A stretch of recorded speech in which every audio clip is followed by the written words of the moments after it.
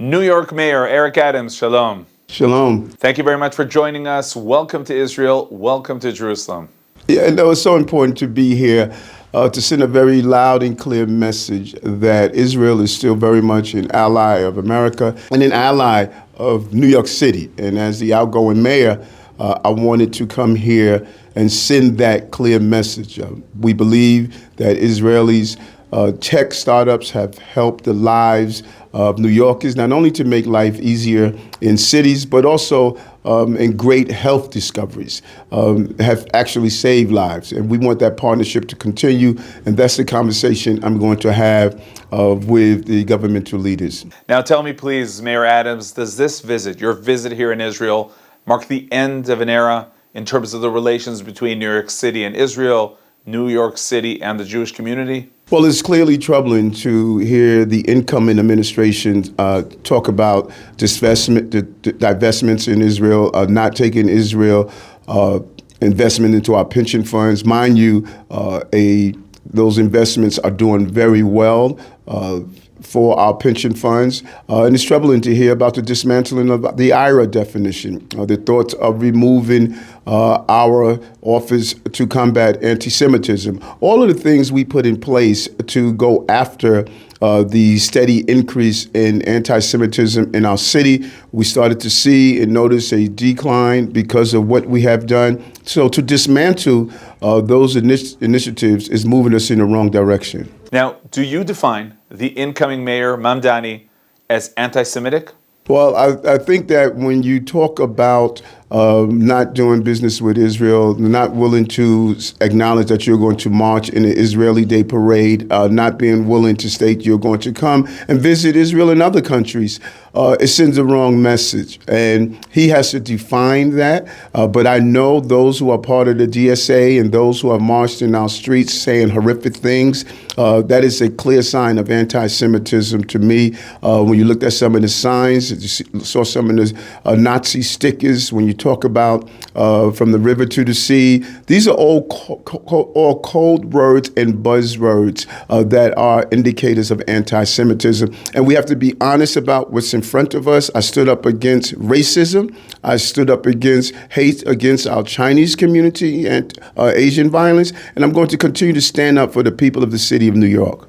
And how do you relate to the idea that we're hearing now, that now may be the time for Jews to leave New York? I don't think they should. I think that we should stand our ground and fight for our right to exist. New York City has the largest Jewish population outside of Israel, and they have contributed so much to the city in arts and science and public protection and innovation. They should remain, but they should have situation awareness. There are far too many people out there that are spewing some of the hate, and that they have actually contributed to the anti-Semitic sentiment that's out there. There are far too many, and they should have situational awareness. As I would tell anyone, if I believe that there's a high level of hate that is pointed towards them.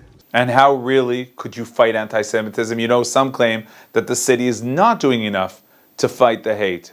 Well, no, actually, you started to see, because of the implementation of some of the things that we have done around the IRA definition, around combat anti-Semitism, around putting in place the first Jewish Advisory Council, and just visiting synagogues and interacting with our Jewish brothers and sisters and others, and our breaking bread, building bonds. We were proactive and reactive. And we sent a loud message to the police department that we will investigate every act of hate in general, but specifically anti-Semitism. And you saw that we started to see the numbers move in the right direction, seeing a decrease in anti-Semitism. We need to continue that. That's why it's important as we hand off the baton to the next administration. They must be as aggressive as we have been around this topic. But you understand the fear among Jews. Yeah, I could understand it. We're seeing what's playing out across the globe. And if Jews don't feel safe in Israel and don't feel safe in a city with the largest Jewish population, then how could we state that they don't have a concern of being fearful? And I understand their fear. I will have that same fear.